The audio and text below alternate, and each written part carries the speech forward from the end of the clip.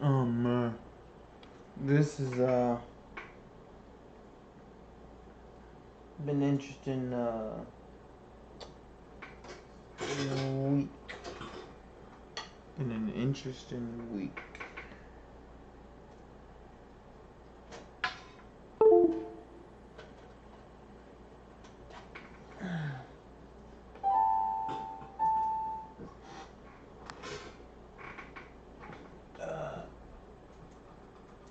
Oh, all right. There we go. Man, it's been an interesting week.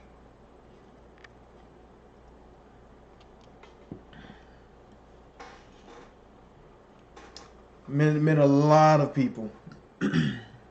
More than I thought I would be meeting. Had some dope conversations though. Like, I mean, not all of them were dope. I'll be clear. There's some I don't intend on interacting with the people again. But why did I have this one twice? Oh. Well, oh yeah, I got my hair done. So the conversation I just uploaded with Mary, like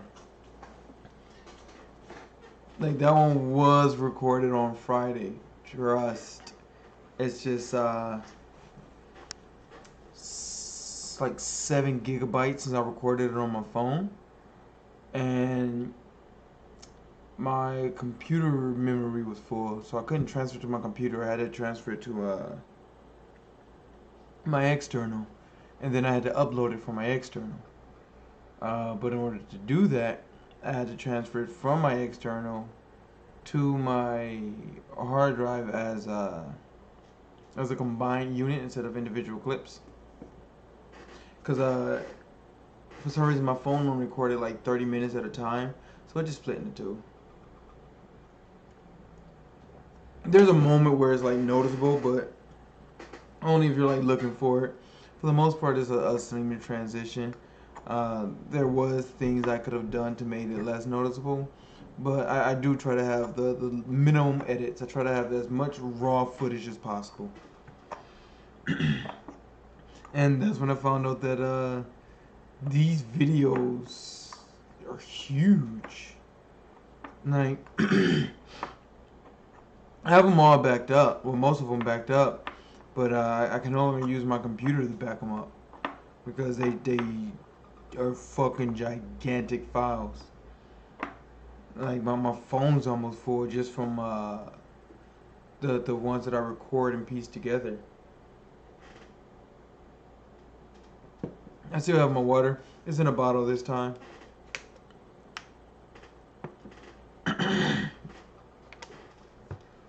Man, I've been noticing as I branch out to more groups, constantly interact with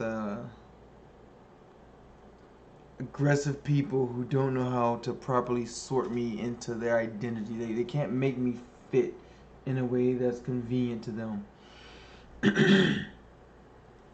Sometimes I tell people my experiences because I man, my voice is like really dry.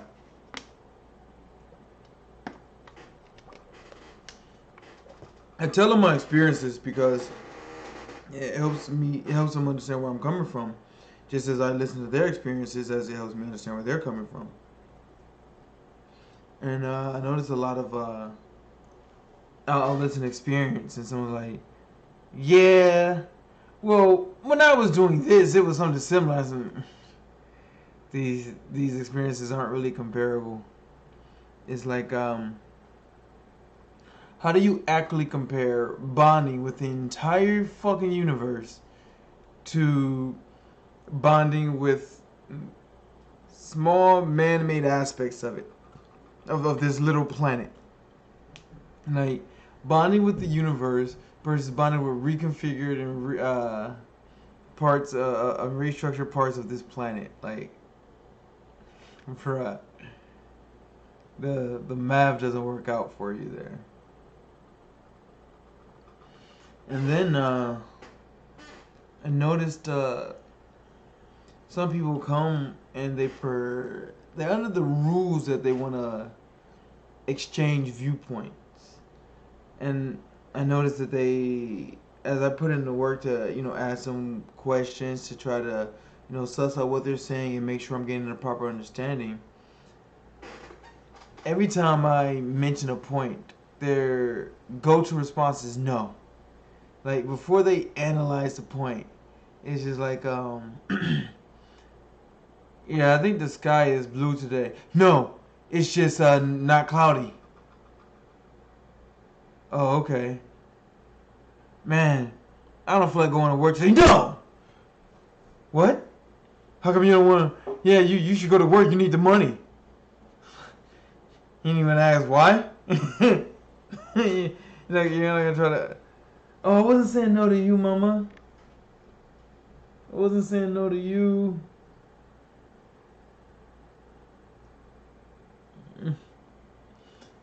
Man, it's just like this competitiveness is annoying as fuck.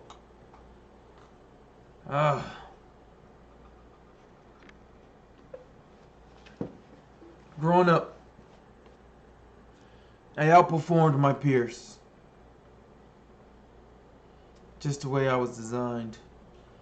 They gave us programs to let us know we were different. Called it a gifted and talented. Out of the gifted and talented kids, I outperformed my peers by a long shot. Like, there were a few who came close. There were a few who put in significantly more work than I did and surpassed me on paper. But in terms of raw performance, from the ones that I know about, since there are plenty of kids I don't know about, but so I was always told I was gifted. Had scholarship offers in 7th grade. I actually started attending college when I was 14 or 15, I think. Went to Ohio State University, and then after Ohio State University, I went to Tri-C, Cuyahoga Community College. You know what it's like to be in college at 14, 15? I wouldn't recommend it. These teachers, they instantly expect the maturity level you're not going to get from a middle schooler. Like, hey, you got to pay attention. We're trying to teach you here. I'm like, I don't even know what the fuck I'm learning. Why am I in college? Those years in college made me realize how much that environment wasn't for me. I don't learn in the manner in which they teach. Like, I was telling someone that I tested in the calculus. I tested in the pre-calc, but I could have tested in the calculus. I just stopped giving a fuck. Legit, most of the tests I guessed. Whatever, like, math is very boring for me. So about like half an hour into the test, I was like, you know what, fuck it. I'm just gonna do these terms. I didn't even have to take it. That's the funny part. My student advisor, I don't know the full name. Cause I mean, you tested into it, but only thing you need for your particular career path, for your major is stats. All right, sign me up for stats. I'll take that. You know, my favorite college class was psychology of women. So I signed up for the class because at the time I was a psychology major, and I thought it was gonna be, well, a class full of women, which it was. But what we really learned was gender studies. The book we read was called Half the Human Mind. and it stretched into the what I now understand is the identity and uh, emotions and how those factor into an environment versus nature versus nurture, other things like that. But what it really helped me do was to see women as people. Like well, at the time I was still exploiting women, but when I had that vision where I got to see just how terrible of a monster I was, then that education actually was useful. I'll give it some credit. Like, shout out to half a human mind, or at least shout out to the teacher that was instructing that class. I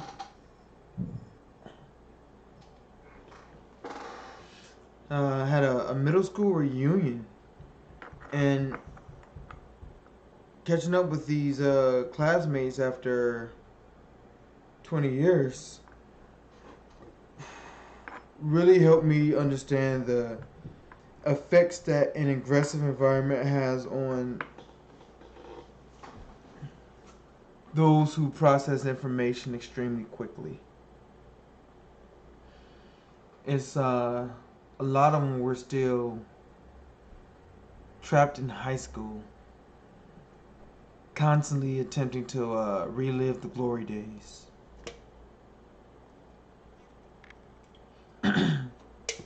Many of them have developed into wonderful people. Like they're pretty dope. I even added some on social media. I don't mind being in a little contact with you. But for the most part, it was sad. I experienced huge amounts of pity because I don't consider myself successful. I understand my position in the world. So based on that position, I don't consider myself successful. But based on the environment and the context from which I was raised, I would be considered successful. And to have someone who, in my opinion, is like bottom tier success, be able to outclass these others, it really helped me see the impacts that aggressive environment had on the people it pertained to. In this particular in this particular instance, I'm referring to both Cleveland and Ohio. Like, oh man, the speed limit is like 25 miles an hour. Oh my goodness. Police hide behind corners just waiting for opportunities to strip you of resources, to disempower you. Oh my goodness.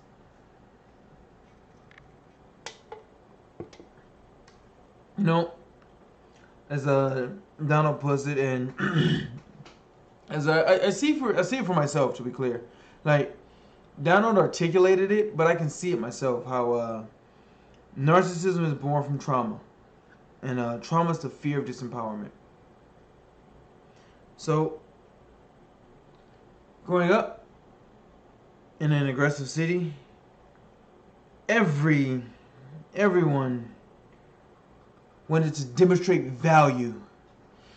They wanted the awards, to be on the honor roll, to have the attention, if not of the teacher of the class, the ones that couldn't navigate the system well enough for honor roll, navigated the social circles enough to become popular. And intelligence at the time was not a popular thing. You were considered a teacher's pet, a kiss ass, a suck up, because if you appeal to authority rather than to the crowd. My bad. Let me.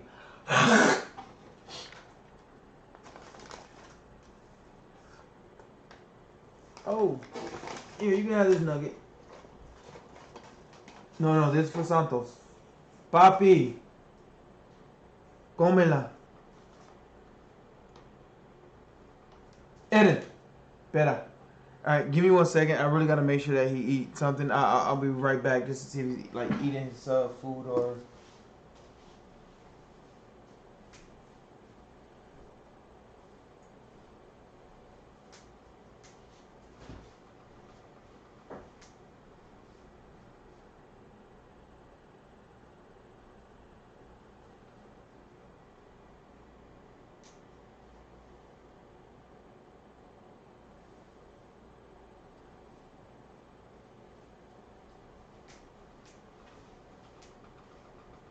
Look at you. You're ready to run over there and steal everything, ain't you? Oh, man. Gotta make sure he's eating. He's still extremely timid. It doesn't look like he ate it. And then! Let him have it. Alright, cool. And then, even when forming social circles, I tried to fit in with the losers, with the less popular crowd. Eddie! Oh my good. Hey.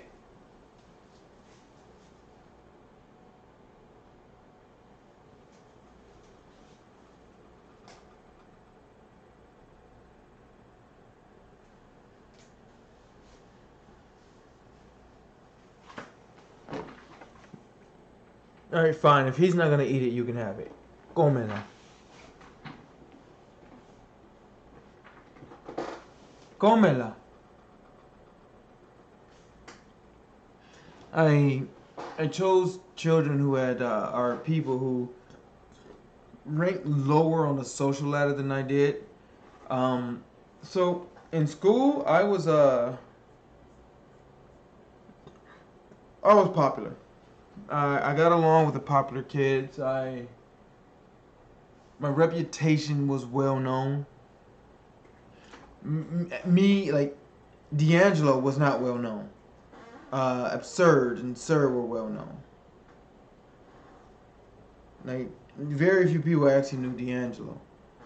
But the entire school and surrounding neighborhoods knew of Sir. One being, me, and one being the story of me. Absird being the story of me. The one that you get from the digital.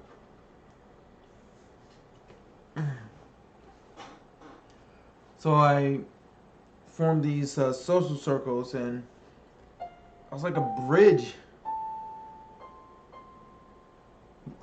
I allowed these people,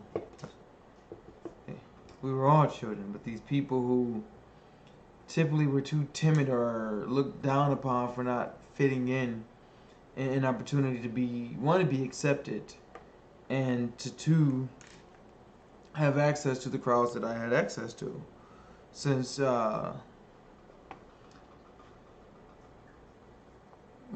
intelligence has been sought after, especially during school. In fact, my intelligence is the whole reason I was popular. I wasn't popular for, getting all the ladies or being cute. I was just this kid that didn't lie properly. Kid who told the truth when he shouldn't. At least according to social situations. And I was just straight up, like, they wanted to cheat, rather than say, hey, I need to cheat. They would say, hey, I'm having trouble with this test. What answers did you get? Oh, well, I'll help you out. Yeah, here are the answers. I was so desperate to continue to have my association with the upper echelon of high school.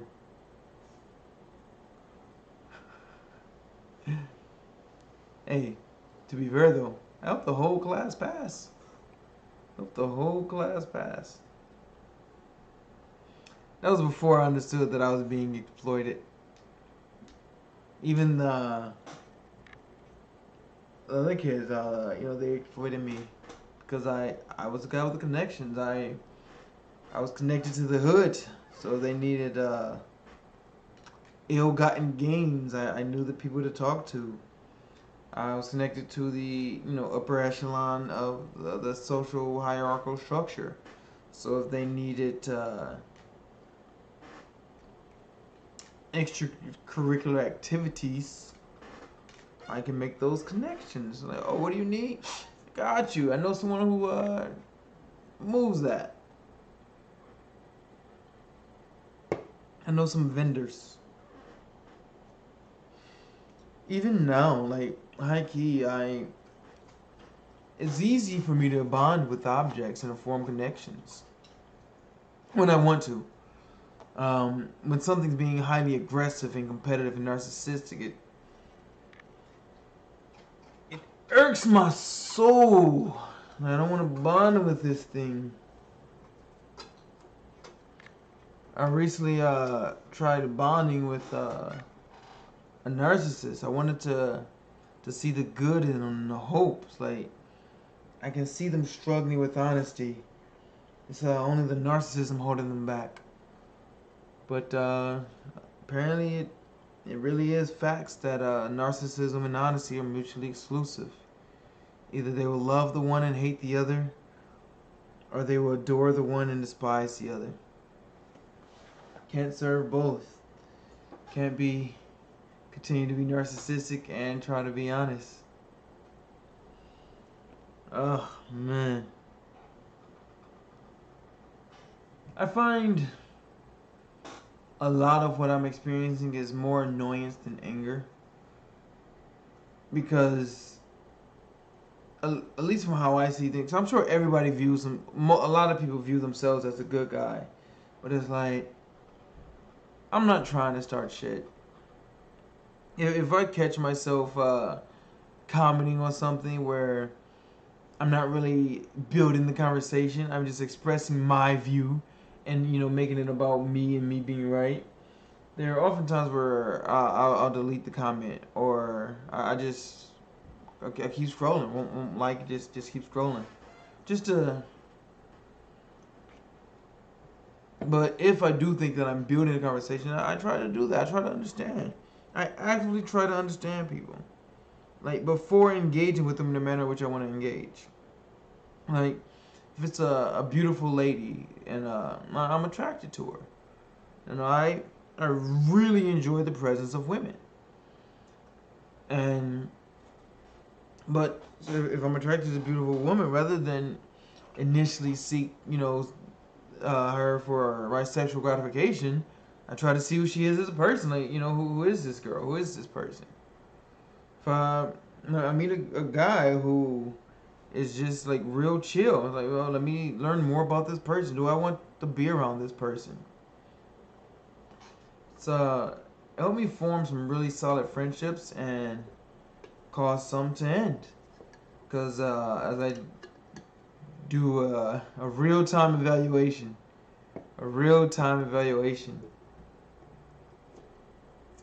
man,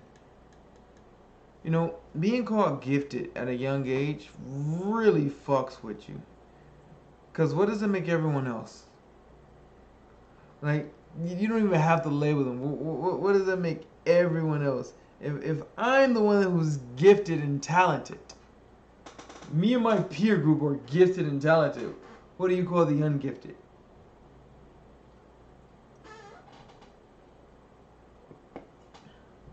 Remind me of Brother Donald's podcast that he had with Ruben a few weeks back. He said, don't really like the term high functioning autism. It's verbal and nonverbal. And I like that because it takes away the process of low functioning, and it gets rid of the stigma that a high functioning autist has to be socially manageable at all times. And I know I'm just verbal. I still struggle with anxiety. Like, even today, one of the reasons this video is late is because I was waiting for the upload to go live. The second reason is because I'm experiencing bottle depression. I know why. At least I have my suspicions. And I don't know what I'm going to do about it, but I'll figure something out. I'll figure something out.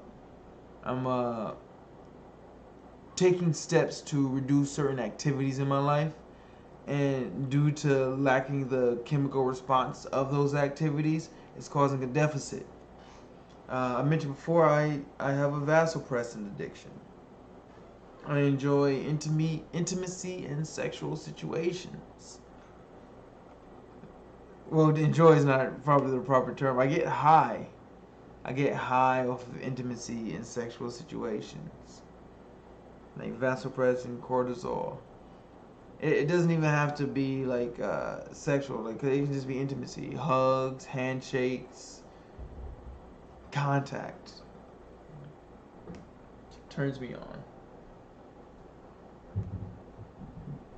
No, we're not going in that bag. That bag's going in the trash, mommy. He like Puppy. He cool. He chilling. You on the couch. Alright, I don't know. I'm not really feeling it today. I'm probably gonna sing to try to like boost my energy. But today was an off day. Everything was off. Everything was off. Even now, it's off. I did my laundry, but normally I do my laundry and I put it up. And today, it's still there. I have to put it up before I go to sleep. I'm gonna figure something out. But hey, alright, yeah, I really want to cut this short. Hey, yo! Man, if I could remember everyone's name. I cannot remember everyone's name. Give me 1 second. I'm gonna look up, because some people posted some people's names.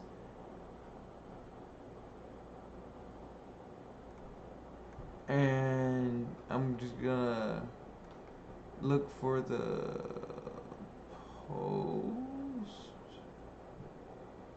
Oh my goodness, how do I get back to the group? Alright, here's the event.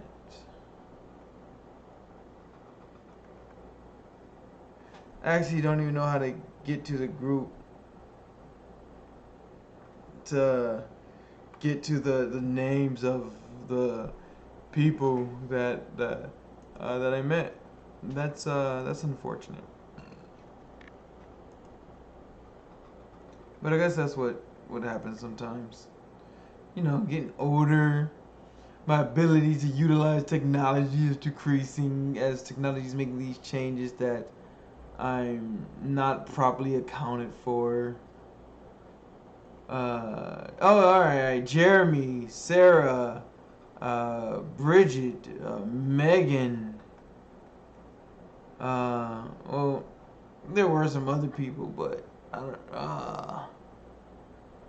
There's another brother who, man, I really forgot homeboy's name.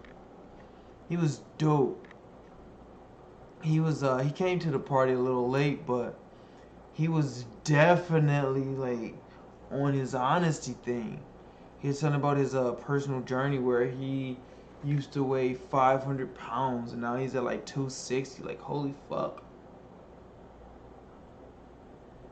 He talked about how self-reflection is important in maintaining balance.